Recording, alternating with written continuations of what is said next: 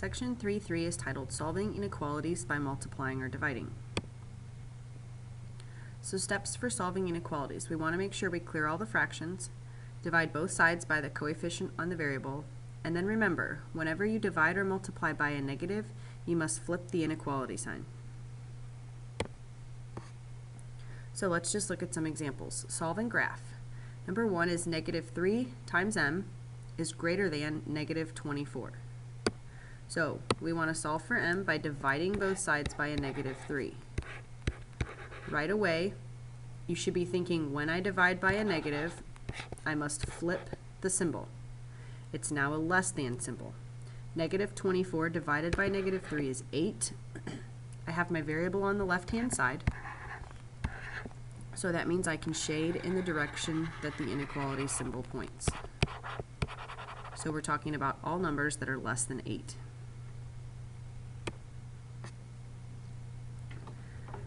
Number 2, 6b is less than or equal to 2/5.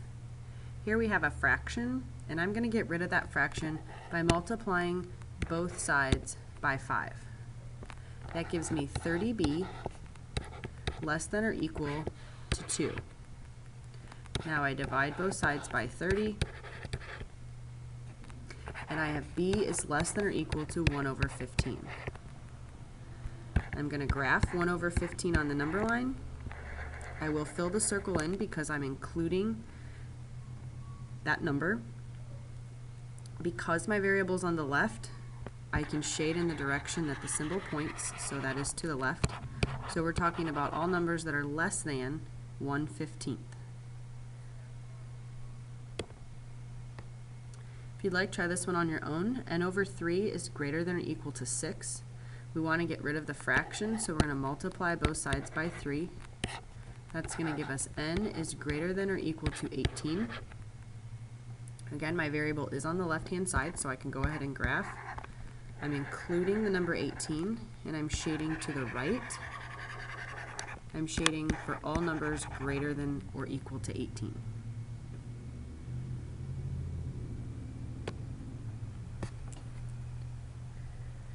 Number 4, we have b over 4 is greater than 1/2. We've got two fractions here. I'd like to get rid of the fractions first. So I want to multiply both sides by 4 because 4 goes into both 4 and 2.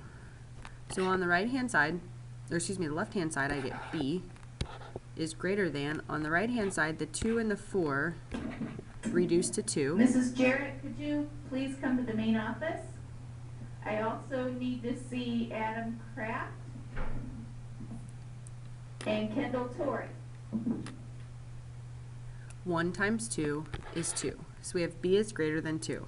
I've got my variable on the left, so I can go ahead and graph. It's an open circle. We are not including 2, and we're shading to the right.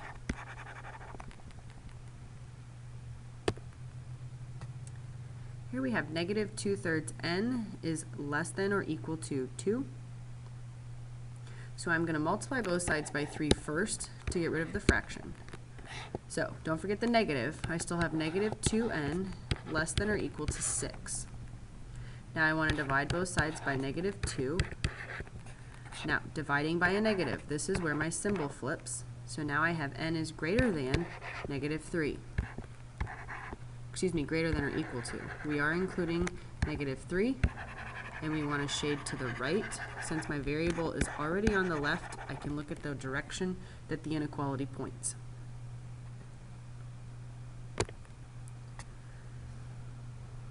We have 6 is greater than negative 3/5 w. I'm going to multiply both sides by 5 to get rid of the fraction. So I have 30 is greater than negative 3w. I want to divide both sides by a negative 3. Again, my symbol needs to flip. I have negative 10 is less than w. My symbol has flipped. However, I want the variable on the left-hand side, so I'm going to rewrite it. W is greater than negative 10.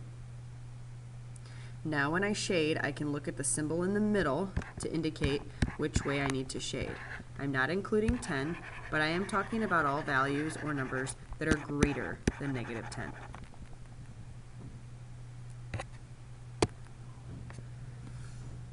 here we have not fractions, but decimals. And decimals are really just as easy to get rid of. What could we multiply 0.6 by and 0.2 by to get rid of the decimal? We could multiply them by 10. So we can multiply both sides by 10. Or you could just, since you're using calculators, solve the problem just using the decimals. But this would give us 6 is greater than 2x. Divide both sides by 2. We have 3 is greater than x. Again, I want the variable on the left-hand side, so I rewrite it. X is less than 3. We're not including 3, and we're shading to the left. We're talking about all numbers that are less than 3. Here, let's write an inequality and solve it, but we don't need to graph. So the quotient of h and negative 6 is at least 5. Remember that quotient is division. When we say at least, we have to be very careful here. So let's look. The quotient of h and negative 6. If it's at least 5, it means it can be equal to 5. It can also be greater than 5. So if something is at least 5, it can be greater than or equal to 5. Here we want to solve. We want to multiply both sides by negative 6 to get rid of the fraction. Remember, that's going to flip your symbol. So we have h less than or equal to negative 30.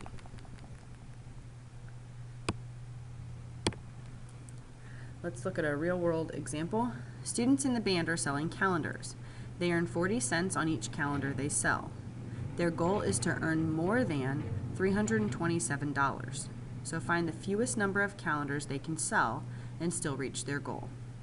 So if it's 40 cents on each calendar, we're going to take 0.40 times the number of calendars they need to sell.